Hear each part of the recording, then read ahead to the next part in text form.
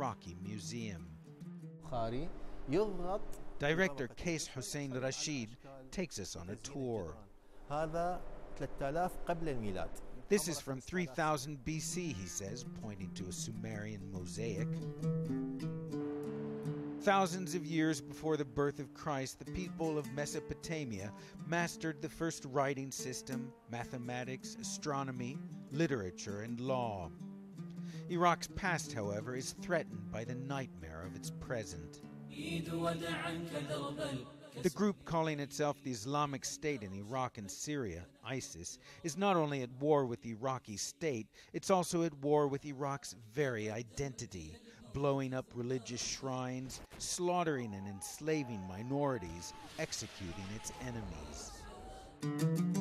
And what it hasn't destroyed, ISIS is selling on the black market. They cut these reliefs and sell them to criminals and antique dealers, says Rashid.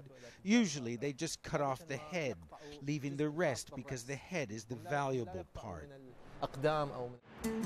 The area around Mosul is replete with ancient ruins, now in peril.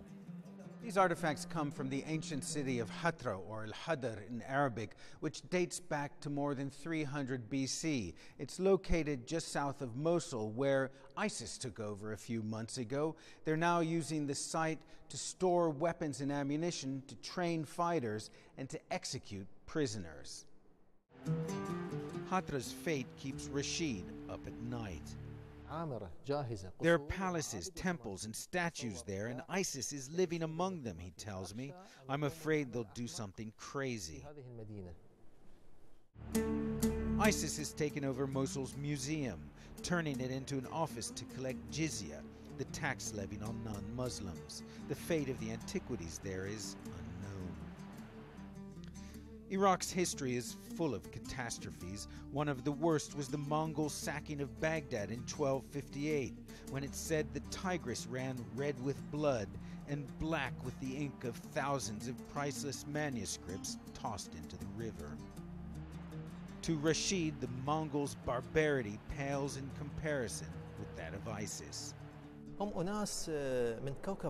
They're people from another planet, he says. They take pride in nothing. Their mentality is completely petrified. They don't think of all of this as the accomplishments of humanity. Aliens with an alien ideology bent on destroying humanity's patrimony. Ben Wedeman, CNN, Baghdad.